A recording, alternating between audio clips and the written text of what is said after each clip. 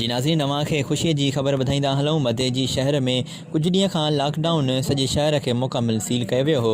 इन मामले जो सरदारज़ादा ज़ुल्फ़कार ख़ान कमारियो नोटिस वठंदे DC शिकारपुर ऐं SSP शिकारपुर सां राब्तो कंदे शहर जा मेन रोड रस्ता खोल रहिया आहिनि। सब्ज़ी फ्रूट किरियाने जा स्टोर ऐं ॿियो कारोबार जेको आम माण्हूअ जे इस्तेमाल हेठि हुयो। ऐं अव्हां खे ॿुधाईंदा हलूं त गुज़िरियल कुझु ॾींहंनि खां शहरवासी तमामु परेशान हुया ऐं पुलिस जूं मुसलसल शिकायतूं कनि पिया। सरदारज़ादा ज़ुल्फ़कार ख़ान कमारियो शहरवासियुनि खे यकीन ॾियारींदे इन मसइले खे हल करण जी पिणु ख़ातिरी कराई आहे। नाज़रीन, इन बाद शहरवासियुनि में ख़ुशीअ जी लहर छाइजी वई आहे। रिपोर्ट करे रहियो हो मदे जी खां अहसन राहूजो। वधीक तफ़सीली ख़बरुनि लाइ ॾिसंदा रहो जुस्तजू न्यूज़ ऐं असांजे फेसबुक पेज जुस्तजू न्यूज़ खे लाइक करणु न विसारींदा।